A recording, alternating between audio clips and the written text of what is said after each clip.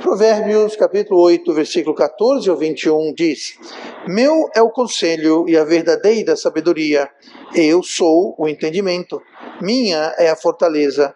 Por mim reinam os reis, e os príncipes decretam justiça. Por mim governam príncipes e nobres, sim, todos os juízes da terra. Eu amo aos que me amam, e os que cedo me buscam me acharão. Riquezas e honra estão comigo, assim como os bens duráveis e a justiça.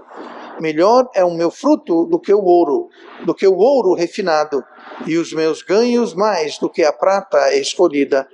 Faço andar pelo caminho da justiça, no meio das veredas do juízo, para que faça herdar bens permanentes aos que me amam, e eu encha os seus tesouros. Provérbios capítulo 8, ele é um provérbio interessante em que você o lê e quem está escrevendo o provérbio, está sendo escrito, obviamente quem escreveu provérbios foi Salomão, mas ele é escrito, foi assim inspirado, como sendo a sabedoria, a pessoa, como se a sabedoria foi personificada e é essa pessoa que está escrevendo esse provérbio. Na realidade, se você ler direitinho, você vai entender que essa pessoa, sabedoria, é de fato Jesus, é Cristo.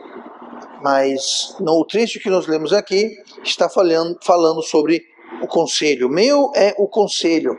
Então, quando você lê Provérbios 8, então hoje, antes de dormir, todos nós vamos ler Provérbios 8 quando chegar em casa, na verdade. Mantenha isso em mente, que aqui é como se Jesus estivesse escrevendo esse Provérbios. Mas a palavra conselho, que é o tema central do trecho que nós lemos, conselho é definido no dicionário português como opinião, ensino ou aviso quanto ao que cabe fazer. Bom senso, sabedoria, prudência, ou seja, conselho, sabedoria, prudência são sinônimos, mas também conselho tem o aspecto de ser algo que é dado, passado, é uma opinião, é um aviso, é um ensino de como se deve fazer, se prosseguir em alguma situação. E apesar desta bela definição do que é conselho, sabedoria, existe muitos que têm medo de conselho. Provérbios 8, nós não lemos, mas mais adiante no mesmo provérbio, no versículo 36, há um aviso para as pessoas que temem ou não gostam, não seguem, não buscam conselho. O versículo 36 de Provérbios 8 diz assim: Mas o que pecar contra mim violentará sua própria alma. Todos os que me odeiam amam a morte. Então, quem odeia conselho ama a morte. Conselho é personificado como Cristo aqui, como expliquei agora há pouco. Então, aqueles que odeiam Cristo amam a morte. Aqueles que rejeitam Cristo amam a morte. Nós não podemos amar duas coisas ao mesmo tempo, como Jesus falou. Então, rejeitar conselho ou não buscar conselho, isso se torna então um salário do pecado, a morte, e amar a morte. Então, buscar seguir conselho baseado na palavra de Deus é um procedimento correto e um procedimento bíblico. Mas, mais uma vez, se é algo correto e bíblico, por que tantos temem conselho? É o que nós vamos ver esta noite. Quero hoje responder algumas perguntas a respeito desse assunto e eu espero que possamos todos sair daqui edificados. Eu espero que alguns saiam daqui confortados, outros talvez saiam daqui convencidos da necessidade do conselho e até mesmo incomodados. Quem, pastor? Eu não sei, Deus sabe, eu não faço a mínima ideia. Mas hoje nós temos que encarar, porque é o tema de hoje, o medo do conselho de Deus, o medo do conselho de Deus. Provérbios 1, no versículo 25, deixa bem claro a primeira consequência que eu quero tratar hoje, que sempre há sofrimento quando nós ignoramos o conselho de Deus. Diz assim o versículo 25 do primeiro Provérbios: antes rejeitastes todo o meu conselho. Então aqui Deus está falando, aqui no provérbio primeiro, no caso é Salomão mais uma vez escrevendo, mas são as palavras de Deus, como Deus está escrevendo: rejeitastes todo o meu conselho e não quisestes a minha repreensão. 26. Também de minha parte eu me rirei da vossa perdição e zombarei em vindo o vosso temor. Isso aqui é Deus falando ao povo. Deus falou que ele vai rir, que ele vai zombar. 27. Vindo o vosso temor como assolação, e vindo a vossa perdição como uma tormenta, sobrevirá a vós aperto e angústia. Aperto e angústia. Então clamarão a mim, mas eu não responderei. De madrugada me buscarão, porém não me acharão. Porquanto odiaram o conhecimento e não preferiram o temor do Senhor. O 30. Não aceitaram o meu conselho. Mais uma vez. No versículo 26, rejeitastes todo o meu conselho. No 30, não aceitaram o meu conselho e desprezaram toda a minha repreensão. Portanto, comerão do fruto do seu caminho e fartar-se-ão dos seus próprios conselhos. Próprios conselhos. Veja a diferença. O conselho de Deus ele foi rejeitado no versículo 25, no versículo 30 ele não foi aceito, e agora no versículo 31 está dizendo: vocês vão se fartar com seus próprios conselhos. Não quiseram o meu conselho, Deus falando, então vocês vão se fartar com seus conselhos. Vocês vão se enrolar, vão sofrer, vai vir aperto, vai vir sofrimento, vai vir desespero, vocês vão me buscar, mas não vão me achar. Vocês vão clamar, eu não vou responder. Eu vou rir e vou zombar de vocês. Ah, pastor, Deus não faria isso. Acabei de ler da Bíblia, gente. Deus não mente, sua palavra não falha. Daí a importância de nós nos examinarmos e ver: eu estou fugindo, eu estou temendo o conselho, eu estou evitando o conselho. Porque quando nós rejeitamos o conselho de Deus, onde é que está o conselho de Deus? Está aqui, ó. Então, quando eu rejeito e não aceito o conselho de Deus, eu estou entrando numa área, num ambiente muito perigoso. Porque aqui, como nós lemos, eu vou terminar aqui lendo o versículo 32, porque o erro dos simples os matará, e o desvario dos insensatos os destruirá. Quando nós saímos do conselho de Deus, quando nós rejeitamos o conselho de Deus, nós entramos num ambiente de morte, destruição, sofrimento e dor. Quando? Sempre. É verdade que não vai acontecer de imediato. Eu vou rejeitar o conselho de Deus agora, e daqui a 5 minutos eu vou estar em aperto, aflição, sofrimento, destruição. Não, isso não vai acontecer, mas vai. Note que no versículo 27 fala: vindo o vosso temor. Ele vai vir. Não é se vier o vosso temor, não. Vindo, quando ele vier. Não é uma questão se vai ou não vai, é de quando vai.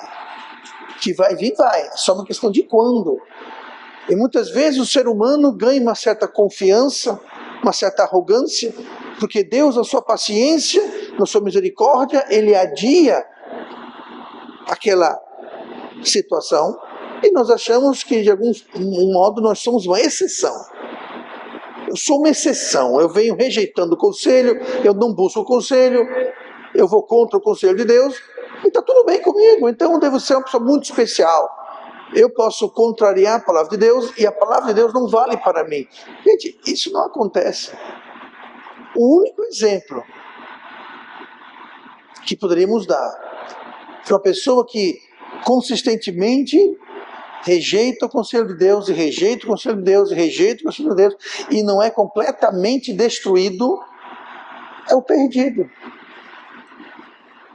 Perdido vive rejeitando Deus, diz não crer em Deus, ele pode seguir sua vida e nunca ter essa destruição repentina, essa ruína. Mas é porque Deus não está lidando com ele. A Bíblia fala que Deus açoita todo aquele que aceita como filho. Deus, ele aceita os que o amam. Deus não está julgando o mundo, porque o mundo já está julgado. Deus julga o seu povo. Então, se você se diz crente, está indo contra os conselhos de Deus, e acha que está tudo maravilhoso, está isento, que nada, que o teto não caiu na sua vida ainda, ou ele vai cair qualquer dia, ou se não cair, pior ainda, você não é salvo. Eu preferia que o teto caísse na minha cabeça, francamente, do que eu viver a vida achando que sou salvo e não sou. Então aqui nós temos o sofrimento que sempre vem quando ignoramos o conselho de Deus. Sempre virão consequências indesejadas, consequências inevitáveis e o mais triste, consequências desnecessárias. Desnecessárias. Não precisaria haver uma ignorância da parte de Deus. Clamarão a mim, eu não responderei. Me buscarão, não me acharão. Porque Deus quer responder, Deus quer ser achado. É desnecessário o fato que Deus precisa se retirar das nossas vidas, das nossas orações, porque nós nos retiramos dele de medo. Então sempre tem, primeira coisa que eu quero deixar claro, há sofrimento sempre que ignoramos o conselho de Deus. Pode ser que demore um tempo, pode ser que venha aos poucos, e muitas vezes nós nos acostumamos com a aflição e vamos achando aquilo normal. Vamos nos aclimatizando e achando que aquilo faz parte da vida. Não, não faz parte da vida. A vida vai ter sofrimento sim, mas junto com o sofrimento, nós sempre temos a graça de Deus. E a graça de Deus, ela vai tornar o poder de Deus evidente na nossa fraqueza. Então o sofrimento que há na vida do crente apenas é um grau para que tenhamos o poder de Deus mais evidente em nossas vidas. Não é um sofrimento que vem para nos destruir. Tá? Então, o conselho de Deus nunca deve ser ignorado. E quando nós ignoramos o conselho de Deus, é porque nós fazemos a nossa própria escolha. Como nós lemos aqui, fartar-se-ão dos seus próprios caminhos. A irmã Simone conta uma história que o irmão dela, por questões de ética, eu não vou mencionar o nome dele, mas era o Cláudio. E ela conta a história que um dia ele estava na casa de alguém e alguém ofereceu, quase foi uma laranja para ele. Ele falou, sim, quero uma laranja, sim, porque meu pai nunca me dá laranjas. Aí o pai dela fez, tá bom. Chegou em casa e diz a história, ele comprou um centro de laranja, foi isso? Sentou aí, pronto, agora você vai comer esse saco todo de laranja. E foi descascando laranja, dando para ele comer, falou, sabe o que é isso? Até você se fartar. Eu acho que até hoje ele não gosta da cor laranja. Tá? Suco de laranja ele corre. Por quê? Ele está farto. É disso que está falando. Fartar-se-ão com seus próprios caminhos. Vocês vão estar por aqui, ó. Vocês vão ficar de um jeito que vocês não vão suportar a situação que vocês se colocaram. Porque vocês seguiram os seus próprios conselhos. Então não façamos isso. Não tenhamos medo do conselho de Deus. O conselho de Deus sempre leva a coisas melhores. Olha comigo para Jó, capítulo 12, versículo 13, onde nós vemos que o conselho de Deus, ele é supremo. Ele é supremo, é sublime, é supremo. Diz assim Jó 12, 13. Com ele, falando sobre Deus, está a sabedoria e a força, conselho e entendimento tem. Então aqui está falando como, junto com o conselho, nós temos entendimento, nós temos força, poder, e sabedoria é sinônimo de conselho. Podemos dizer que sabedoria ela é algo estático e conselho é sabedoria em movimento. Ele está sendo transmitido, passado para um determinado fim. Então o conselho de Deus é supremo, ele não é um palpite. O conselho de Deus não é uma sugestão. O conselho de Deus ele é supremo. é a verdade, como nós lemos aqui. Com ele está a sabedoria e a força, conselho e entendimento. Então, você rejeitar ou escolher sabedoria, o conselho de Deus, a escolha é entre, possivelmente, a vida e a morte. Pode ser a diferença entre bonança e ruína, felicidade ou desolação, abundância ou desperdício. Abundância, me refiro a uma vida abundante, que Jesus falou, eu vim para que tenham vida abundante. Ou desperdício, uma vida desperdiçada, uma vida sem propósito, uma vida em que você olha para trás e o rastro que você deixou não é nada que traz orgulho, alegria. Eu lembro anos atrás, uma das primeiras mensagens que eu ouvi do pastor Dave, eu francamente não lembro o texto, ou o tema, ou nada. Eu lembro uma coisa da mensagem. Ele falou assim, um dia você vai olhar para trás. E que rastro você vai querer ter deixado? Pronto, só ficou isso. Eu não sei mais nada da mensagem. Mas isso ficou. Aquilo só fixou na minha mente, no meu coração. E eu digo para você, que tipo de rastro você vai deixar? Porque você vai deixar um rastro. Então, você anda na areia, você vai deixar suas pegadas na areia. A pergunta é, você vai estar orgulhoso, contente, satisfeito com o rastro que você deixou? Porque se nós aceitarmos ou rejeitarmos, buscarmos ou não o conselho de Deus, é o que vai determinar como o nosso rastro será. E eu não quero chegar na minha idade avançada, no futuro, né? Algum lugar no futuro, olhar para trás, porque você não pode fazer mais nada. Eu não posso mudar meu rastro. Eu posso mudar meu rastro hoje. Mas eu não posso mudar o rastro em que eu já caminhei. Em Provérbios 4, versículo 7, mostra que a nossa prioridade é levar em conta a supremacia da sabedoria de Deus e buscá-la. Porque ela é suprema. Provérbios 4, 7. A sabedoria é a coisa principal. Adquire, pois, a sabedoria. Emprega tudo o que possuis na aquisição de entendimento. Ela é suprema. Não há nada mais precioso. E diz aqui o termo aqui, adquire. Adquirir é você fazer uma transação, você comprar. Adquira, pois, a sabedoria. Porque há um preço. Salvação é gratuita. Adquirir sabedoria, não. Você precisa ler a palavra, estudar a palavra, ouvir a palavra. É um preço, é um custo. Emprega tudo o que possuis. Ah, não tenho tempo. Por quê? Eu tenho que trabalhar. Ok, então faça uma troca. Trabalhe um pouquinho menos para adquirir. Pague o preço, seja o que for. Emprega tudo o que possuis na aquisição de entendimento. Então a sabedoria, ela é suprema e não há nada que nós tenhamos que é mais precioso, que é mais valioso do que ter o conselho de Deus. Esse conselho, esse entendimento tem outro preço. O preço da obediência. Salmo 111, versículo 10 diz, o temor do Senhor é o princípio da sabedoria.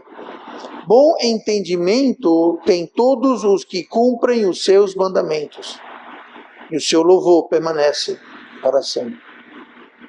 Quem vai ter bom entendimento? Os que cumprem os seus mandamentos. O que é cumprir os mandamentos de Deus? É ser obediente ao conselho de Deus.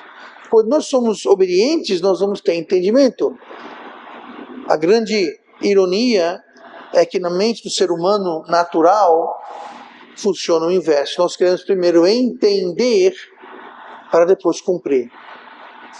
Eu quero primeiro entender como a coisa funciona para depois cumprir. Aqui fala o contrário. Bom entendimento tem os que cumprem. Quando você começar a cumprir os mandamentos de Deus, os conselhos de Deus, você vai realmente compreender. Você vai realmente não apenas ter um conhecimento mecânico. Veja bem, sabedoria é algo inútil para quem o tem. Salomão era o homem mais sábio do mundo. Foi útil para ele? Por algum tempo foi. Mas ele acabou rejeitando o conselho de Deus, rejeitando a sabedoria de Deus, e acabou destruindo a sua vida, a sua família e o reino. E isso do homem mais sábio do mundo. Então, sabedoria, para quem possui sabedoria, só tem uma utilidade: passar para alguém como conselho. Sabedoria, para quem tem sabedoria, só é útil quando você tem junto entendimento.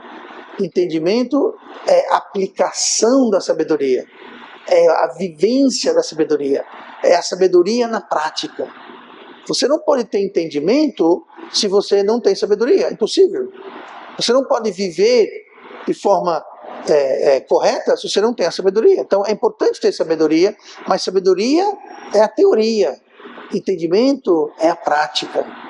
Então se eu só tenho sabedoria, muito bom, excelente começo, mas vai ficar por aí. A única coisa que eu posso fazer de útil com a sabedoria que eu tenho, aplicar na minha vida, entendimento, ou passar para alguém. Passar adiante a sabedoria. Mas para entender, nós precisamos pagar o preço da obediência. Os conselhos de Deus, ele tem autoridade. Eles são confiáveis. Eles nunca falham. Nunca falham. Ah, pastor, mas eu conheço. Nunca falham. Se você tem uma situação onde aparentemente a palavra de Deus falhou, é porque você e eu não estamos sabendo de algum detalhe, de alguma parte da história, de alguma coisa que está afetando, porque a palavra de Deus é infalível. Infalível. Mas prosseguindo, vamos para Provérbios 11. Provérbios 11. Devemos seguir os conselhos de Deus, nunca os conselhos do homem. Nunca os conselhos do homem.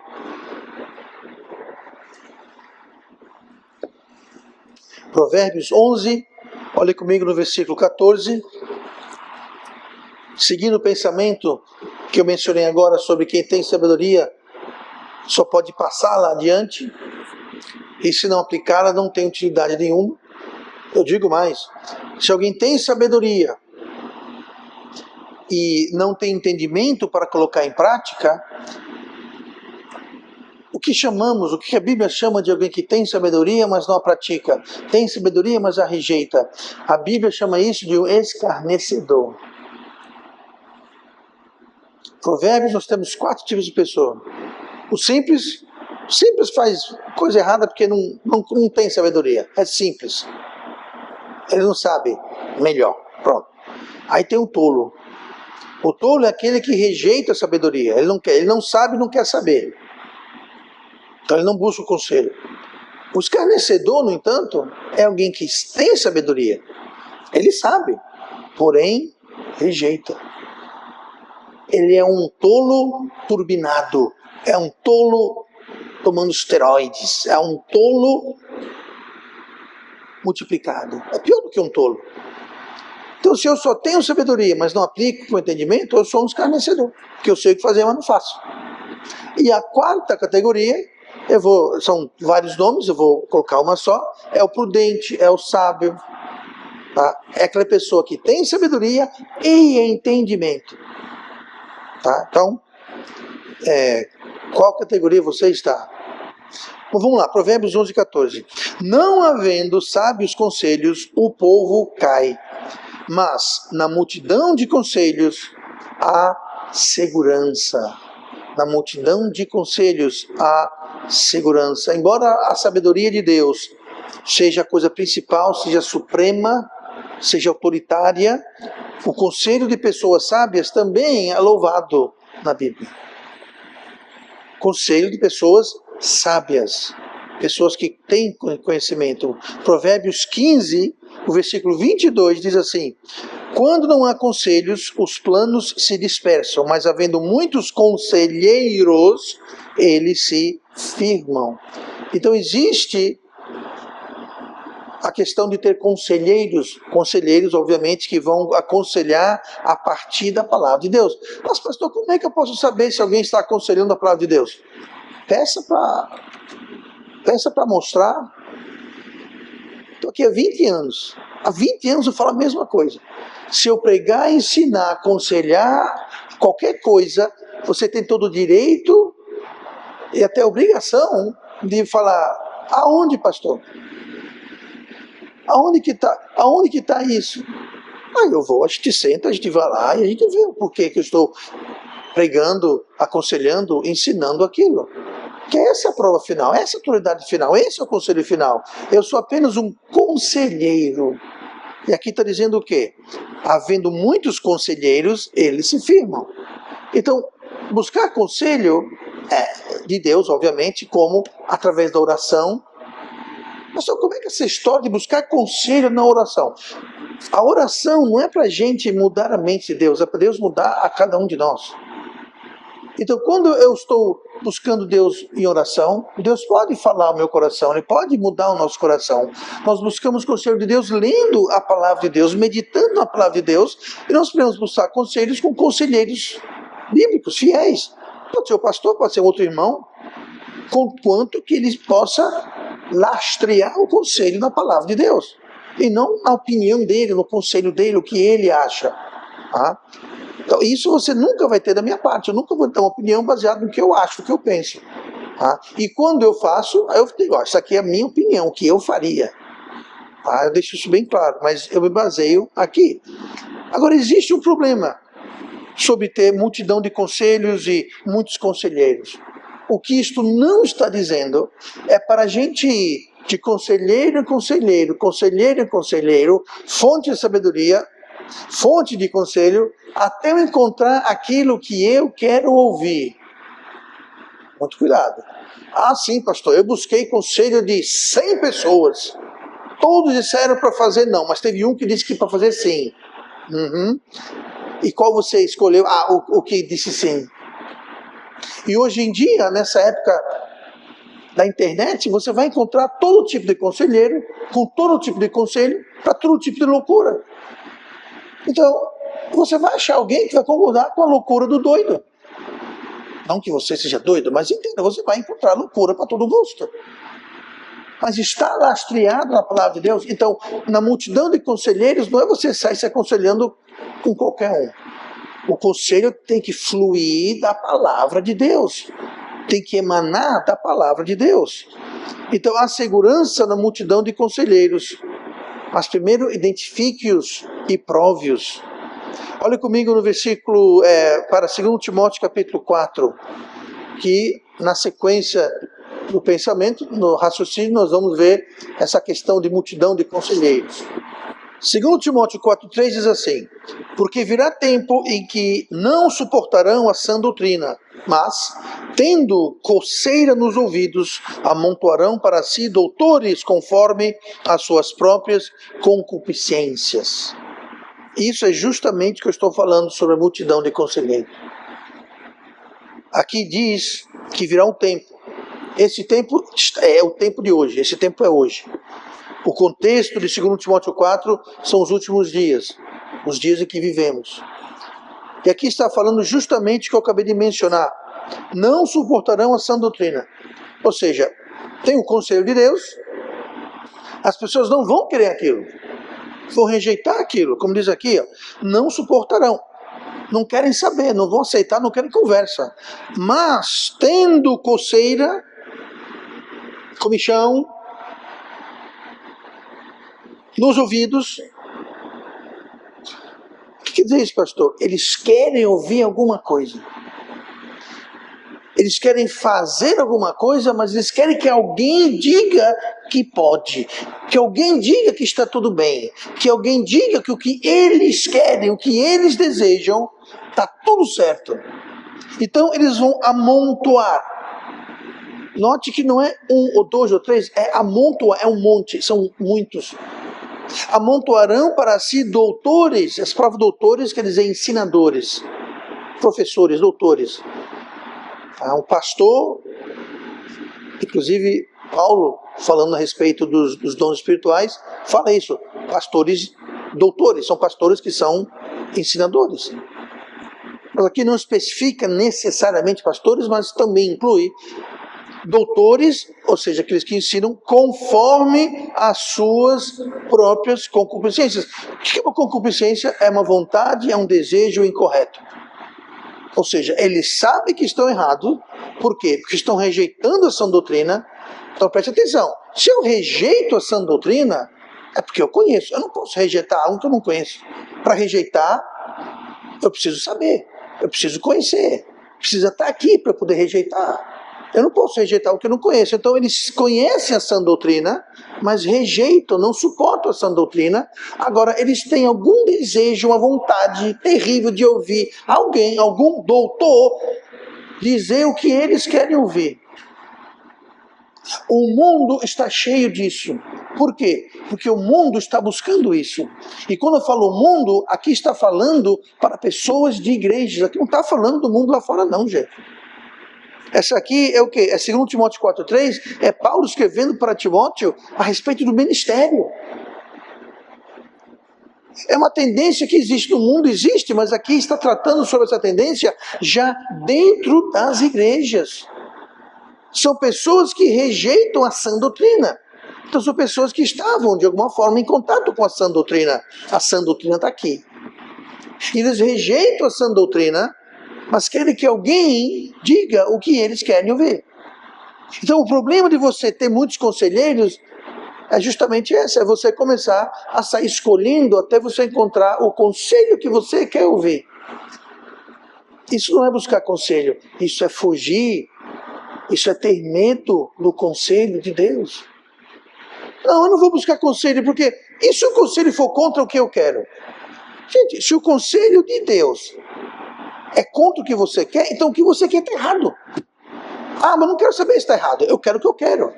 Essa é a atitude muito perigosa do tolo, do escarnecedor e daqueles que temem, que têm medo do conselho de Deus.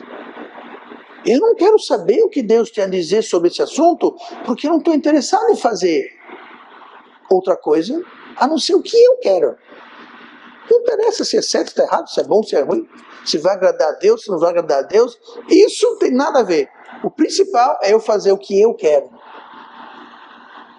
Nos últimos tempos,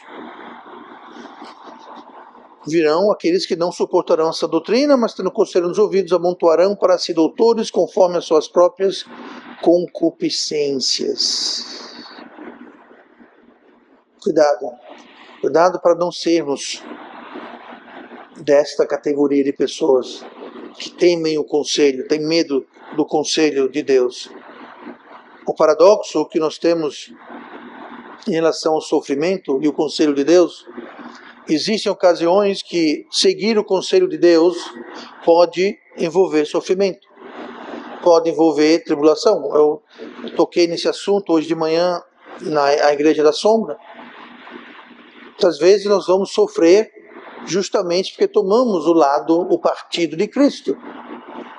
Talvez não seja como Policarpo, que foi jogado aos leões a ser devorado vivo, talvez não seja como os apóstolos que todos sofreram mortes violentas, com exceção de João, que só não morreu por um milagre, mas foi frito vivo, em caldeirão de óleo. Eu diria que isso é violento. Não o matou, milagrosamente não o matou, deveria ter matado, era uma execução. Talvez não seja algo tão extremado, mas muitas vezes uma decisão que você toma pode levantar a perseguição no seu próprio lar. Do seu pai, da sua mãe, do seu cônjuge, dos seus irmãos, irmãs, vizinhos, amigos, colegas. Vão lhe dar trabalho, dor de cabeça, problemas pela decisão que você tomou junto a Cristo. E muitas pessoas fogem disso. Mas o paradoxo do sofrimento, quando é por amor a Cristo, é que Deus é suficiente para nos carregar, nos empoderar, nos proteger e sairmos vitoriosos.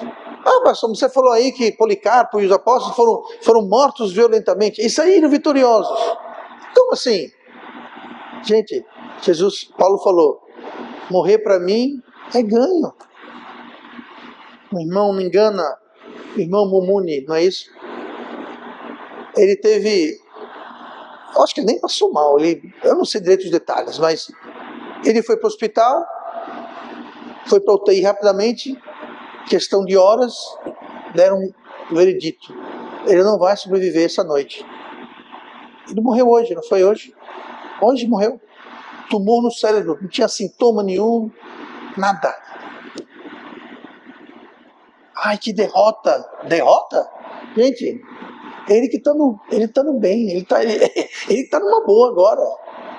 Ele está com Cristo, ele está no céu. Isso foi uma derrota? Isso não foi uma derrota. Ele venceu a morte, ele venceu o inferno, ele venceu o preço e o salário do pecado. É uma vitória. Muitas vezes nós não olhamos com os olhos da fé. Mas Deus pode sim dar. Não querendo repregar a mensagem hoje de manhã, mas nós temos os filhos hebreus lá na Babilônia, Sadraque, Mesaque e Abednego, que se recusaram a se prostrar perante o Deus falso, foram jogados na fornalha. Milagrosamente saíram sem sequer cheiro de fumaça. Aí sim foi uma vitória. Foi. Mas não foi uma vitória maior do que a de Policarpo, ou do irmão Mumune, que está no céu hoje. Então o paradoxo é esse, que muitas vezes, mesmo seguindo o conselho de Deus, talvez haja uma certa tribulação, um certo sofrimento, mas é justamente no sofrimento, é justamente na fraqueza que o poder de Deus se aperfeiçoa. E nós temos então acesso a isso. Inclusive eu vou ler 2 Coríntios 12, justamente sobre isso. Se quiser acompanhar, ou se não, ouça 2 Coríntios 12, 7. E para que não me exaltasse pela excelência das revelações, foi-me dado um espinho na carne, a saber, um mensageiro de Satanás, para me esbofetear, a fim de não me exaltar, acerca do qual 3 vezes orei ao Senhor, para que me desviasse de mim. E disse-me, a minha graça te basta, porque o meu poder se aperfeiçoa na fraqueza. De boa vontade, pois, me gloriarei nas minhas fraquezas, para que em mim habite o poder de Deus.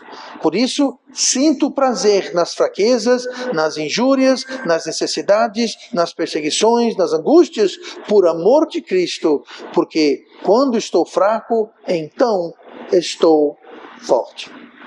Isso não é uma derrota. A fraqueza para o crente, as injúrias, as necessidades, as perseguições, as angústias, por amor de Cristo, não é uma derrota. Então sempre devemos seguir o conselho de Deus. Nunca devemos ser crentes que fazem assim, ó. Pessoal, o que é isso? É você ver a direção do vento. Rapaz, eu vou obedecer Cristo ou não? Deixa eu ver. Deixa eu analisar aqui a coisa. Não. Eu abordei isso na quarta-feira, onde nós devemos tecer a palavra de Deus em nossos corações, a tal ponto que se torna como um instinto fazermos a coisa certa. Nós não precisamos ficar, deixe-me ver. Quer um exemplo? Não aplica nenhum de vocês aqui. Eu devo ir para a igreja hoje? Deixa eu pensar. Não tem que pensar. Pastor, quais são as exceções aceitáveis para não vir para a igreja? Preso, hospitalizado ou morto? Pronto, tá aí. Tá. Preso, hospitalizado ou morto. Tá bom? Inclusive, eu quero atestado, viu? Não, tô brincando. Não de óbito não precisa. Mas é uma decisão. Eu e a irmã Simone nunca precisamos pensar. Eu estou brincando, se você está doente, tá com uma doença ruim contagiosa, fique em casa, tá? Não quero ver sua cara aqui, tá bom? Mas salve um motivo maior, mas às vezes a pessoa, o irmão não vem para a igreja porque, não estou afim, estou cansado, estou apressado, não, porque eu tenho que ir não sei aonde, não, porque eu vou para o shopping, porque porque eu tenho visita. Gente, ó, se você é crente, e você recebe visitas naquela horinha no domingo, a melhor coisa é quando for na hora de ir, você convidar os seus visitantes, bora para a igreja porque eu estou indo. Se você não fizer isso, misteriosamente, todo domingo, na hora de ir para o culto, vai aparecer gente de tudo quanto é canto. Um familiar que você não vê há 50 anos, até pensou que morreu, ele vai aparecer. Está vivo ainda, primo? Que bom! Bora para a igreja, bora para o culto. o que a irmã Simone fazia. Na hora do culto, muitas vezes aparecia lá, a gente morava na Inglaterra, aparecia gente lá, meu pai, meus irmãos, o povo aparecia lá fazer visita no domingo. Ah, que bom, entre, aqui, ó, nós temos uns 15 minutinhos aí, então indo para a igreja. Bora? Não, que nós temos que ir, que bom. Parou. Nunca mais apareceram lá em casa domingo, no finalzinho da tarde. Mas são coisas que nós não devemos parar para pensar. Não consequências bobas aqui, mas às vezes no trabalho, na família, em casa. Devemos sempre abraçar o conselho de Deus. Ah, mas se eu fizer isso, o que os outros vão dizer? Não ligue para o que os outros vão dizer, para o que os outros vão achar. Ligue para o que Deus vai achar. Nós devemos agradar a Deus, não aos outros. Eu não quero desagradar ninguém, mas se for entre agradar a Deus e agradar os outros, eu vou agradar a Deus. Essa deve ser a nossa atitude. Então, o conselho de Deus é supremo, ele é benéfico, ele deve ser buscado, ele deve ser seguido. E muitas vezes o conselho bíblico, ele vai ser desprezado. Isso leva à ruína. De todo tipo, ruína moral, ruína financeira, ruína de tudo. São conselhos bíblicos, são preceitos bíblicos, que sempre funcionam, ou para o bem, ou para o mal. E muitas vezes, quando nós fazemos como Paulo avisa para Timóteo, existem aqueles que não querem saber do conselho bíblico simplesmente porque eles já sabem o que vão fazer. Eles já decidiram como vão prosseguir. Já tomaram sua decisão. Não buscaram conselho. Não estavam interessados no que... Não que eu achava, o que eu não achava. O que eu acho, francamente, deve ser desprezado o que eu acho. Mas o que Deus acha. Não sou eu que vou abençoar a sua vida. Não sou eu que vou fazer alguma diferença na sua vida. Eu sou apenas o conselheiro, o mensageiro, o pregador. Eu não tenho poder em mim nenhum para... Não, porque o pastor vai me abençoar e aquelas mãos têm poder. Não, essas mãos não têm poder nenhum, gente. A palavra que eu prego tem poder. E não são as minhas palavras, a minha sabedoria. É a palavra de Deus. Então o que eu prego, ensino, aconselho... Como eu disse, vou repetir pela 1000ª vez. Tá bom, pastor, muito bom o seu conselho. Me mostra a palavra de Deus, onde é que está isso? Eu vou lhe mostrar. E se eu não lhe mostrar, então ignore. Ignore o que eu falei. O problema é quando o pastor mostra e a pessoa ignora. Ou quando a pessoa não quer nem ver. Eu não quero nem saber o que Deus acha. Porque eu não vou fazer mesmo. Por quê? Porque eu já sei o que eu vou fazer. Eu sei o que eu quero. Não faça isso. Provérbios 1, versículo 24 diante. Mostra o resultado. Quando vier a vossa perdição, a sua angústia, eu vou rir e vou zombar de você, Deus falou. Vou rir e vou zombar da sua perdição. Vocês vão procurar, não vão me achar. Vocês vão clamar, eu não vou ouvir. Essa é a situação que se encontra os que têm medo do conselho de Deus. Então vamos abraçar a palavra, não rejeitá-la ou ignorá-la.